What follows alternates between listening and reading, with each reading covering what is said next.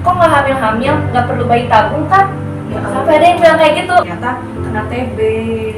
Jadi baru ketahuan di operasi yang kedua tuh TB payudara.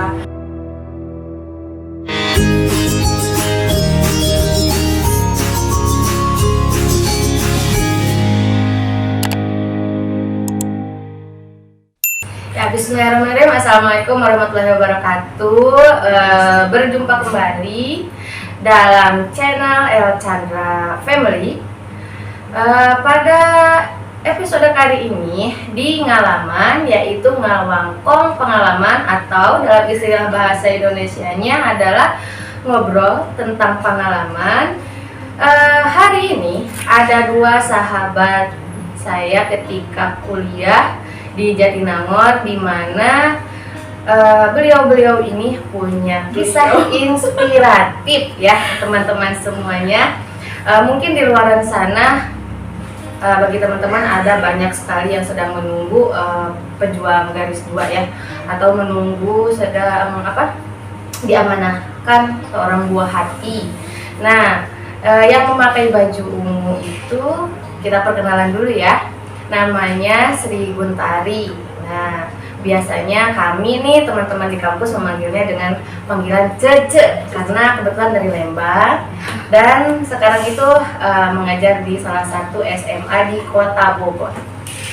Dan di Manis ini bernama Sally Amalia Latifah, di mana kami selalu menyebutnya dengan Boteh ya. Beliau juga punya kisah inspiratif sebelum mendapatkan amanah si cantik Sajena. Nah, supaya tidak berlama-lama lagi, mangga mau Cece dulu, mau Boteh dulu yang akan bercerita tentang pengalamannya. Mungkin mulai dari pernikahan, mulai dari tahun berapa gitu. Terus prosesnya seperti apa, lika-likunya sehingga pada tahun, kalau Boteh tahun kemarin ya? Sama tahun kemarin apanya? Lahirnya? Lahiran 2000, aku 2022.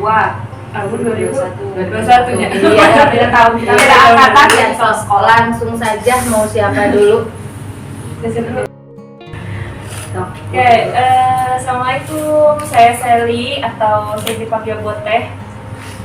Saya nikah tahun 2019, tepatnya Januari 2019. Kebetulan saya dan suami sama-sama teman kuliah. Terus pengalaman kita untuk mendapat momongan itu lumayan ya, lumayan menguras hati. Waktu juga ya. Yang pertamanya saya sama suami itu LDR. Suami tinggal di Bogor, saya tinggal di Bandung. Mungkin itu adalah salah satu faktor sulit mendapatkan momongan kali ya, salah satunya itu. Terus yang kedua, ketika cek-cek ke dokter, ternyata saya itu mengalami yang namanya PCOS. PCOS itu adalah polycystic syndrome ovarium. Ya, jadi di mana sel telurnya itu kecil-kecil dan tidak ada yang matang. Jadi setiap bulannya itu tidak ada yang matang. Nah, itu menyebabkan saya juga sulit menentukan masa subur dan tidak menstruasi juga beberapa bulan, sampai pernah tidak menstruasi itu selama 9 bulan. Paling lama ya 9 bulan itu tidak menstruasi, otomatis tidak tahu masa subur, tidak bisa menentukan nih gitu ya. Intinya seperti itu sih. Awal-awal sih cek dulu ke dokter. Pertamanya lihat dulu faktor kok saya sulit mens gitu ya, gak pernah mens, baca-baca kayaknya PCOS. Ternyata pas cek ke dokter, iya betul PCOS. Terus dokter yang di Bandung itu menyarankan untuk terapi hormonal dulu. Terapi hormonal selama 3 bulan. Bulan pertama mens ya, dikasih obat langsung mens. Bulan kedua dikasih obat mens. Bulan ketiga mens.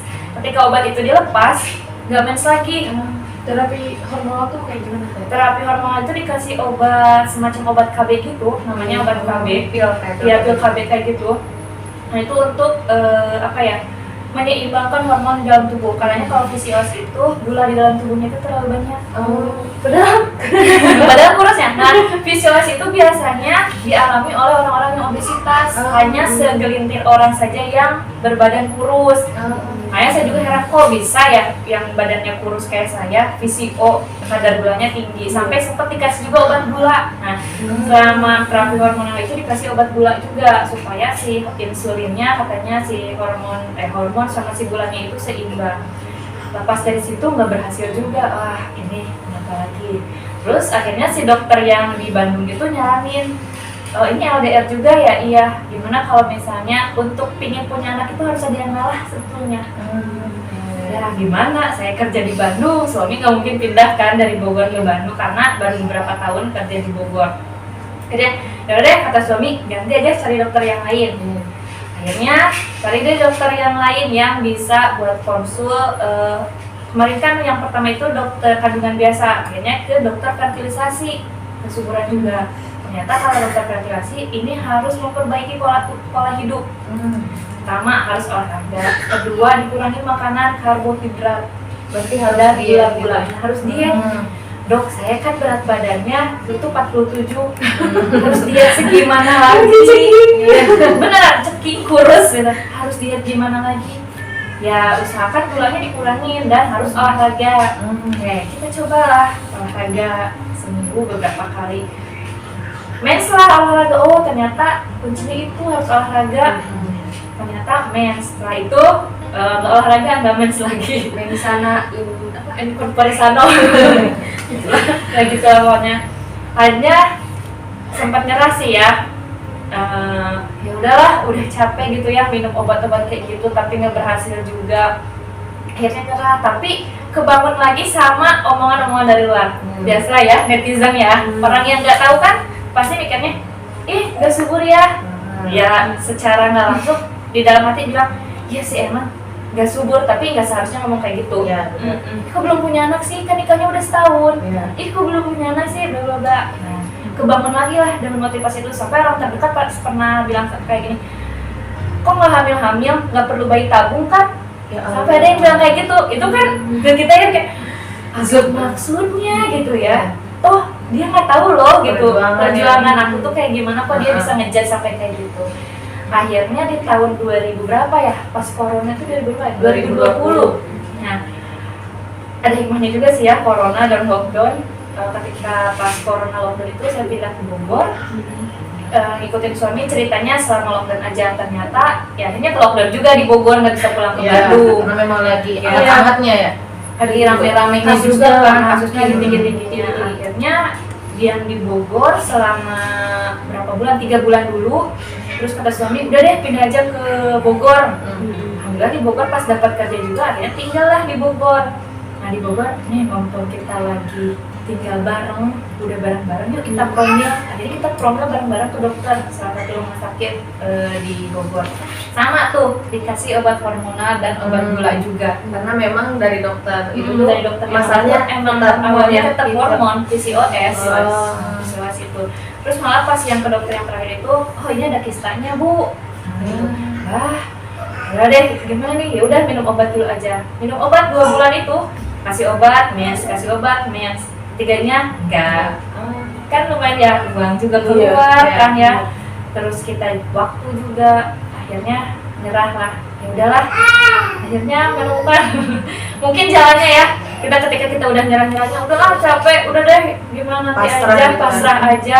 Berdoa udah, ikhtiar udah, ya udah deh kita pasrah, terserah Allah aja. Akhirnya menemukan suatu jamu, minum jamu itu berdua, dan akhirnya dapat size-nya pas ketika hamil. Size-nya itu pas ketika kita 2 tahun anniversary. Jamunya jamu apa nih? Tapi endorse udah jadinya. Bukan endorse ya ini ya, Tapi mungkin sharing pengalaman ya, aja. sharing Barangkali pengalaman. teman-teman di sana bisa jadi rekomendasi. Mungkin salah satu jalan Ya ini buat juga teman-teman. bukan buat promil aja sih. Kebetulan saya juga minumnya, saya pengen supaya mens aja dulu itu. Minumnya itu ramuan cinta, namanya ramuan cinta. Saya dapat dari Shopee ya.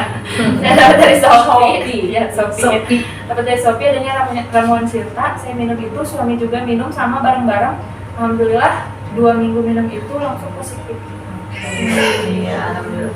Mungkin sebelum tanya jawab lebih lanjut, kita dengarkan dulu ya cerita dari Cece Cece lama ya, yang lebih lama. Iya. Kan kalau buat teh selama 2 tahun ya, Iya, kurang 2 lebih.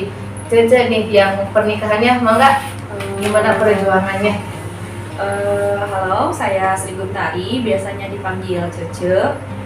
Di sini alhamdulillah lagi berusaha sharing pengalaman karena untuk kita bisa cerita kembali masa-masa seperti ini ya, maksudnya kayak penuh perjuangan gitu. Kalau diceritain kembali juga sedikit menguras emosi juga ya. Ada sedih, ada bahagia, campur lah semuanya. Kebetulan Qadarullah 2017 saya dengan suami menikah. Kemudian sempat LDR juga sama di tahun pertama kami LDR, suami di Jakarta, kemudian saya sendiri di Bandung karena memang saya masih mengajar dan suami memang sudah kerja di Jakarta. 1 tahun, singkat cerita 1 tahun itu masih belum dapat juga. Dan sudah banyak usaha belum ada usaha, maksudnya usahanya masih mungkin belum gitu ya, mungkin masih berpositif thinking gitu ya, usahanya mungkin itu dulu, walaupun memang dari semua netizen lah ya, bukan netizen aja sih, kalau netizen kan online ya. Kalau ini secara orang sekeliling kali ya, orang sekitar kita yang terdekat maupun yang baru kenal gitu nanya, kalau misalnya udah nikah, oh belum punya anak ya gitu kan. Awal-awal itu sempat melo, selalu melo. 2 tahun pertama lah. 2 tahun pertama selalu melo kalau ditanya soal kok belum punya anak, atau bahkan ada yang membandingkan. Bunci maaf katanya, nikahnya kapan katanya. Oh tanggal segitu gitu kan. Oh duluan Bunci tapi saya udah punya anak katanya. Ada yang sampai setega itu ngomong kayak gitu. Padahal itu sesama perempuan. Iya, padahal sesama perempuan gitu. Sampai segitunya gitu, sampai pulang tuh nangis, sampai curhat, bombay lah ya sama suami gitu kan. Itu 2 tahun gitu ya. Namun setelah 2 tahun mungkin udah baal ya, bahasa Sunda nama baal, kebal sama omongan yang kayak gitu, ya udah bodo amat gitu kan. Toh yang ngasih kan Allah gitu ya. Mau dijawab misalnya Allah ada yang nanya ya belum rezeki gitu aja sih jawabnya gitu kan. 1 tahun, dan 1 tahun pertama memang ujiannya cukup berat juga bagi kami ya. Saya dan suami, saya mengalami operasi payudara 2 kali karena awalnya diagnosisnya ada benjolan kan. Benjolan itu disangkanya ada benjolan di payudara, dan benjolannya itu disangkanya itu apa sih Nana tuh? Istilah medisnya ya, lupa lagi.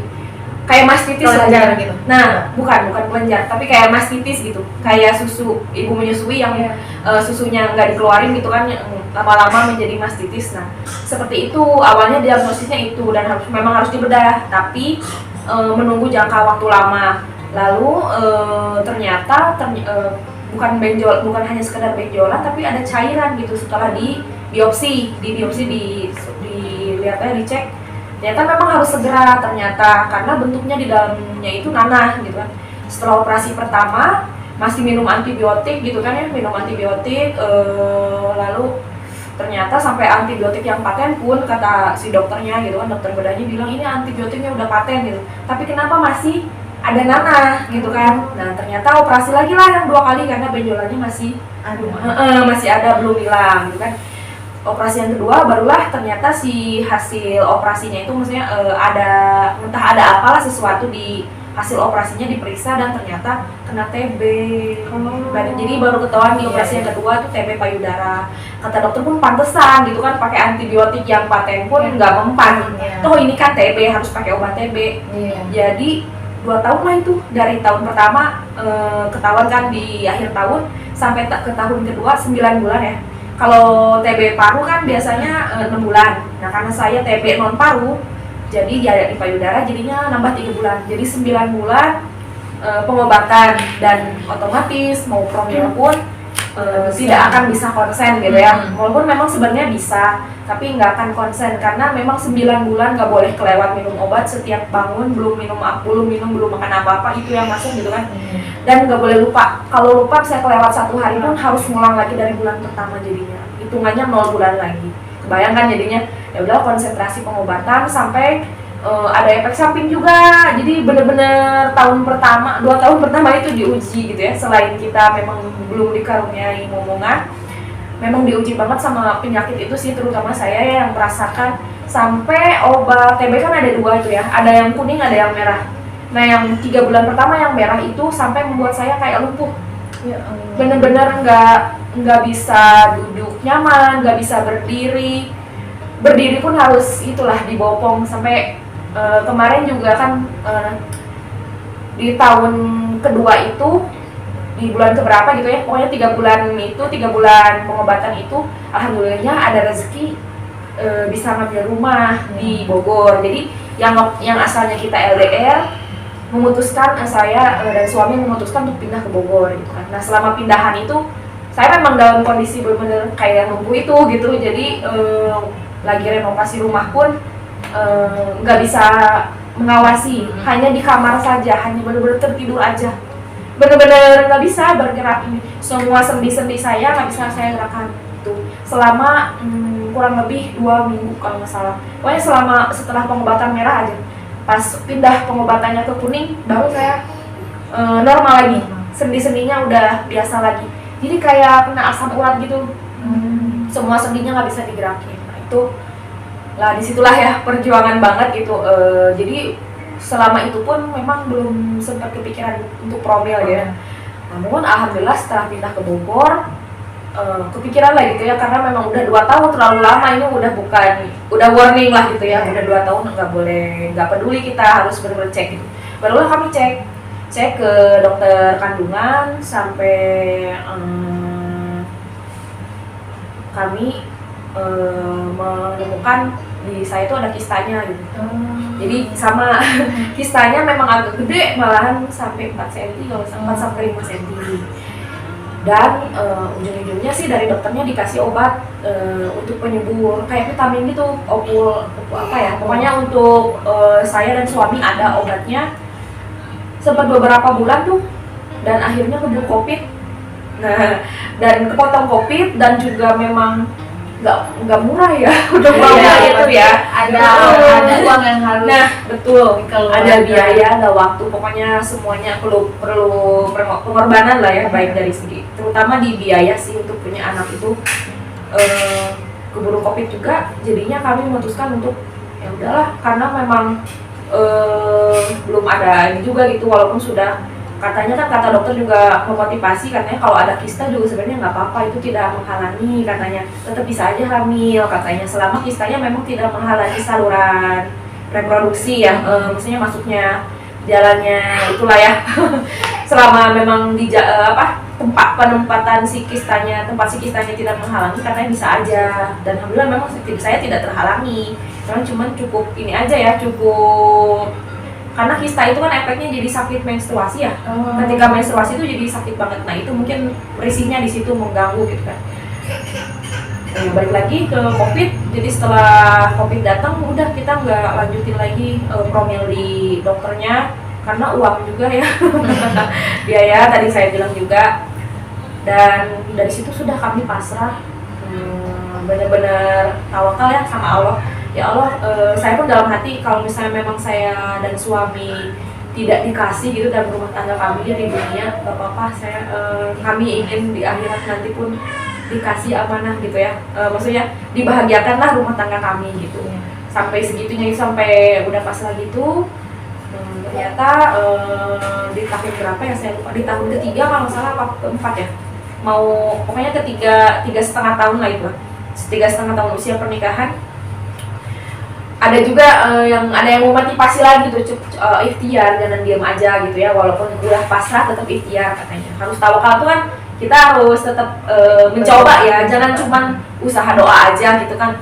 Ya saya termotivasi lagi tuh sama teman saya, sahabat-sahabat saya, ada yang menyarankan yang terapi Debiul ya kalau nggak salah, yang jeruk nipis. Saya coba jeruk nipis, kemudian lagi rame-ramenya Ustaz Zaidul Akbar ya. Nah, JSR itu ya. JSR saya cobain juga. Dan alhamdulillah sih ketika yang jeruk nipis itu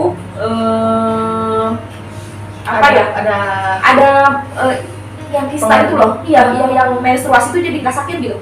Ada pengaruhnya di situ, kitanya juga jadi sehat gitu ya. Kalau misalnya pola hidup mah udah dicoba ya, walaupun memang kami juga itu kan pola hidup itu susah banget ya. Ya kita bangun siang aja kan udah menjadi kayak gimana ya, karena capek atau dan Kebiasaan. sebagainya, dan kebiasaan nih itu juga perlu perjuangan juga untuk pola hidup gitu kan. Terus udah dicoba, dan kalau teman saya sih ada yang berhasil katanya, Debbie. Nah, Debbie berhasil. Tapi kalau mungkin kalau saya bukan di situ jalannya ya, belum berhasil karena memang unik-unik katanya kan jalannya. Setiap orang tuh punya titik temunya betul. masing-masing. Nah, jadi Terus punten, kalau misalkan kan buat tema menstruasinya kadang 9 bulan, Oh, iya. kadang enggak. Kalau Cece sendiri enggak. kalau saya sih alhamdulillah lancar ya. Setiap bulan setiap bulan mens, kemudian jangka waktu mensnya pun 8 hari gitu, panjang 8 hari terus gitu, nggak pernah Ya, normal aja. ya normal gitu ya kalau karena dari titik permasalahannya di kista itu. mungkin kista. Nah tapi setelah 3,5 tahun itu kami mencoba ada jalan lah ya, kenapa tiba-tiba datang ke seorang kiai di pesantren. Nah dari situ kami dikasih apa sih, amalan gitu ya, amalan Ya. harus dikerjakan gitu kan. Dari itu selain sodako, kemudian sholawat yang diperbanyak, kemudian suami menjadi rutin ini makan ini daun bidara, kemudian ada juga dikasih ini, tapi mungkin ini bukan untuk ditiru ya, soalnya beda-beda kan. Kami Ya. disarankan untuk makan telur ayam kampung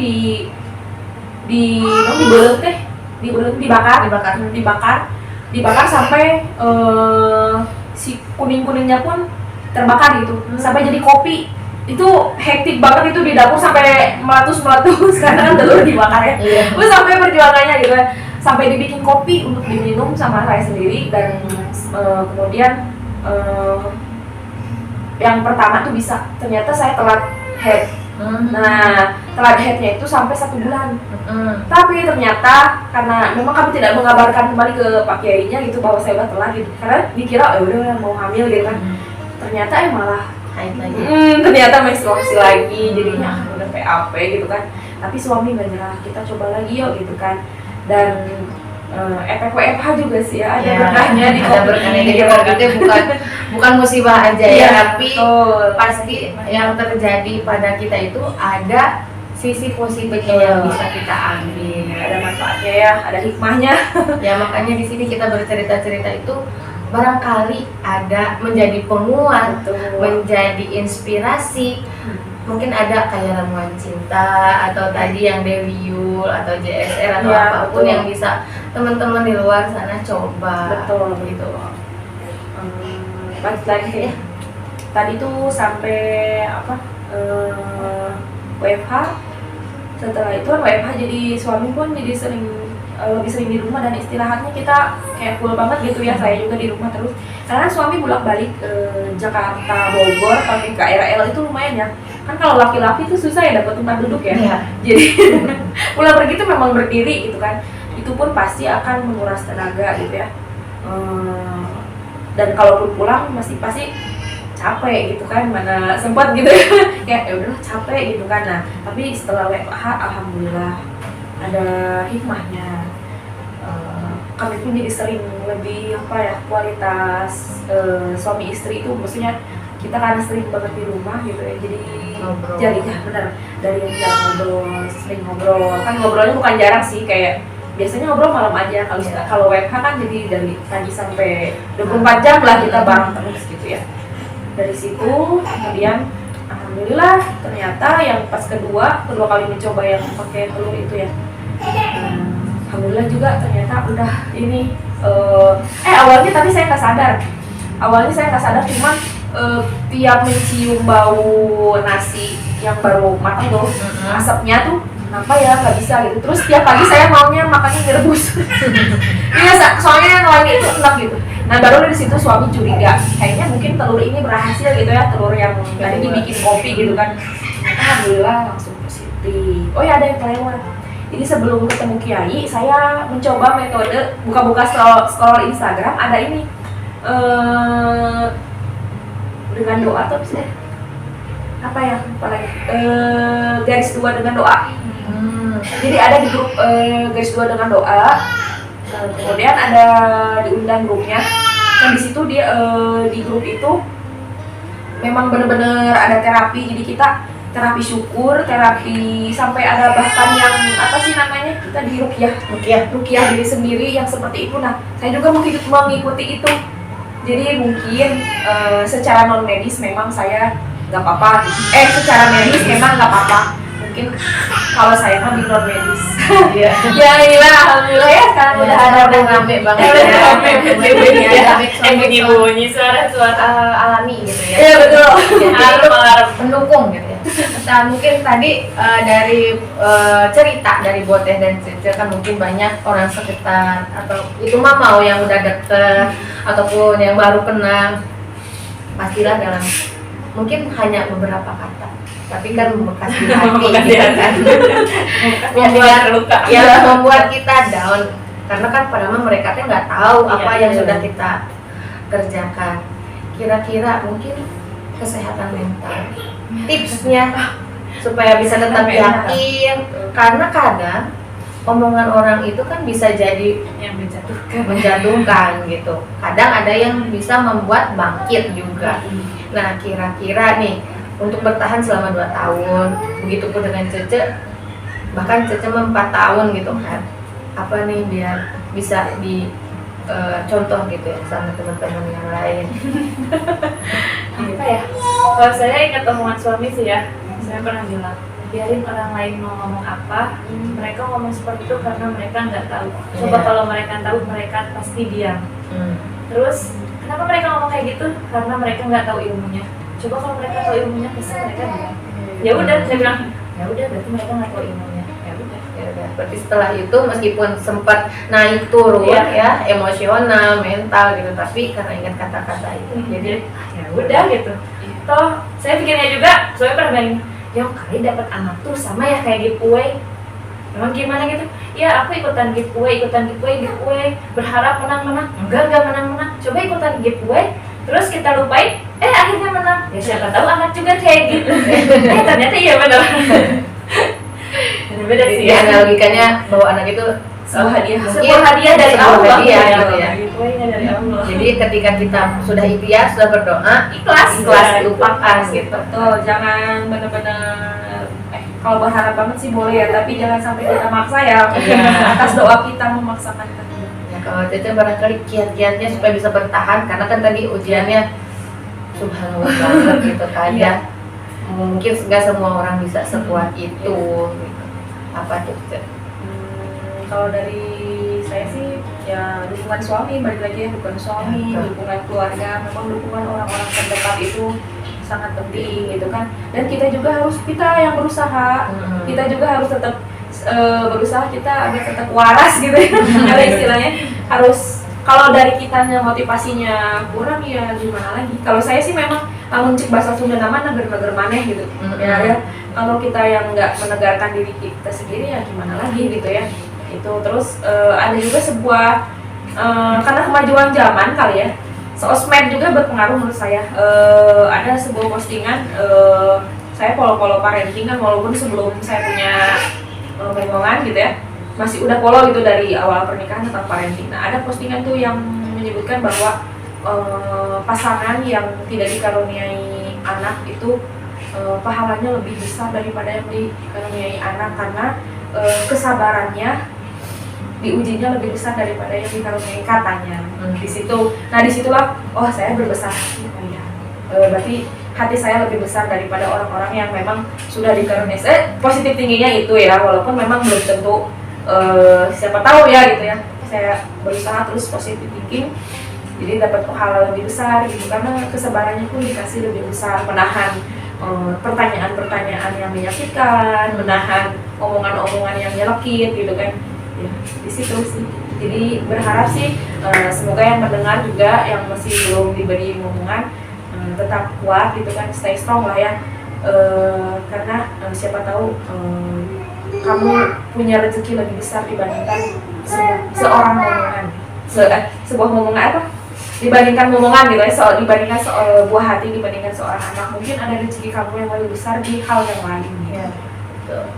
Terus pertanyaan terakhir kali ya, selain dari medis, tadi kan kalau Cece sempat datang ke Pak Kiai, terus ada nggak kalau dari Boteh sendiri medis udah, terus ke herbal udah juga kan? Ramuan itu herbal. Nah, kira-kira ada nggak ahwaliyah atau amalan-amalan yang didawamkan atau dibaca dalam waktu-waktu tertentu, ada nggak atau apa gitu? Kalau saya sih dulu ini baca surat Maryam. Surat Maryam itu ya.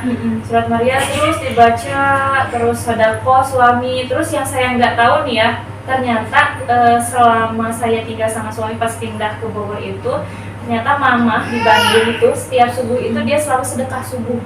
Tanpa saya ketahui, ketika dia memasukkan uang ke dalam celengan gitu ya untuk sedekahnya, dia selalu berdoa, ya Allah, semoga anak saya cepat-cepat hamil, semoga anak saya cepat-cepat hamil. Ternyata dari situ sama satu lagi, setiap kan kebetulan puasa bareng ya, setiap mau buka puasa, setiap lagi sahur saya selalu berdoa. Katanya itu ya doa yang tadi mustajab ya. Ketika lagi sahur, ya Allah, saya ingin tahun depan saya hamil, lagi puasa tuh saya hamil. Tiap buka puasa kayak gitu. Bener, alhamdulillah, qadarullah ya. Bulan puasa tahun kemarin saya lagi mengandung, kita lagi hamil. Alhamdulillah itu. Paling gitu aja sih. Saya juga ada. Otomatis kan dari Kiai ya dikasih sholawat. Dan sebelum dari Pak Kiai juga saya sering sama suami itu yang kan lagi rame-ramenya Ustaz itu Ujang Bustomi ya. Kurang tahu Ya siapa. Allahumma sholli ala Muhammad. Oh ya, itu. Sering banget itu. Jadi setiap sholat maghrib ataupun setiap sholat maghrib, pada sholat maghrib ataupun setelah sholat subuh, suami sih yang seringnya ya. Kalau saya seingatnya, tapi di ketika beraktivitas gitu kan, istighfar itu yang paling mujarab katanya kan, karena ketika kita meminta ketika dosa kita diampuni maka doa kita dikabulkan. Jadi saya selalu ya Allah istighfar gitu, karena kita nggak tahu kita berdosa itu, bahkan kita nggak nyadar juga itu berdosa misalnya, jadi selalu beristighfar gitu kan. Dan mungkin selain itu juga tadi saya lupa manajemen stres. Kalau yang kayak shopping tuh mendukung lah sebenarnya. Betul, kita Jadi sebagai fresh ya pikirannya ya. betul. Cuma lihat di Shopee. Tapi Atau jalan-jalan keliling-keliling doang. betul Cimata ya. Untuk para suami juga ya.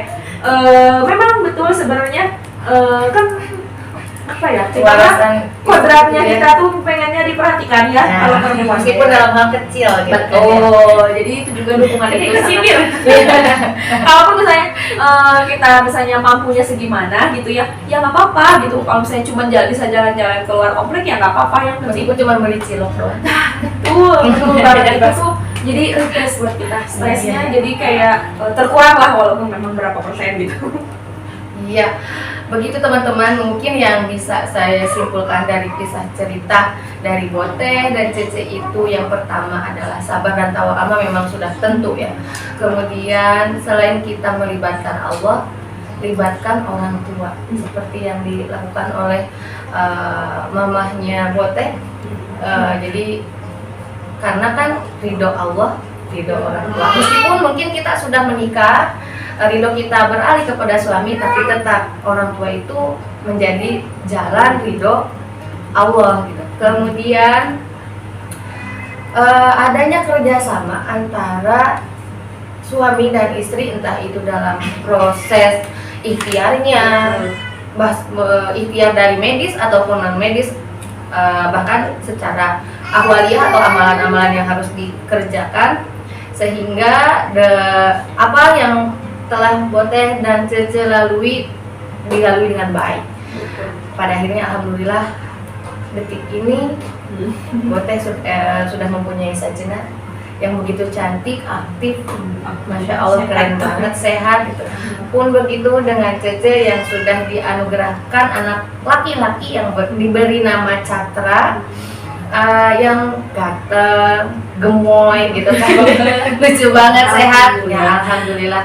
Nah, mungkin di sesi ini itu saja yang ingin saya sampaikan, dan khususnya dari Boteh dan Cece yang sudah berbagi pengalamannya tentang perjuangan garis 2 Semoga menjadi inspirasi untuk teman-teman semua. Sebelum kita akhiri, boleh diberikan statement terakhir untuk menjadi lebih penguat bagi teman-teman di luar sana dari Boteh dan Cece. Apa ya, belum nyiapin.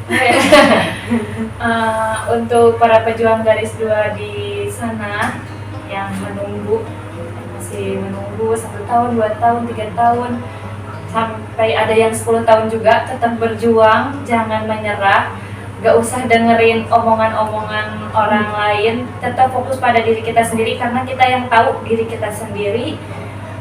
Libatkan Allah, libatkan orang tua, dan ya jangan berhenti berikhtiar aja. Oke, terima kasih Boteh. Langsung saja ke Cece. Untuk para pejuang garis 2, tetap semangat, kemudian jangan stres, itu yang kuncinya, jangan stres juga. Keep strong, pokoknya harus kuat, mau apapun badai, sekuat apapun badai menerjang, kita harus tetap tegar, tetap kuat seperti batu karang yang dilipas ombak. Kita harus tetap kuat pokoknya, Mbak ya. Ya, untuk informasi ini tuh anak-anak sastra ya teman-teman semua. Jadi kalau sastra Arab ya, bukan sastra Arab, kita Sastra Jawa. sastra daerah ya.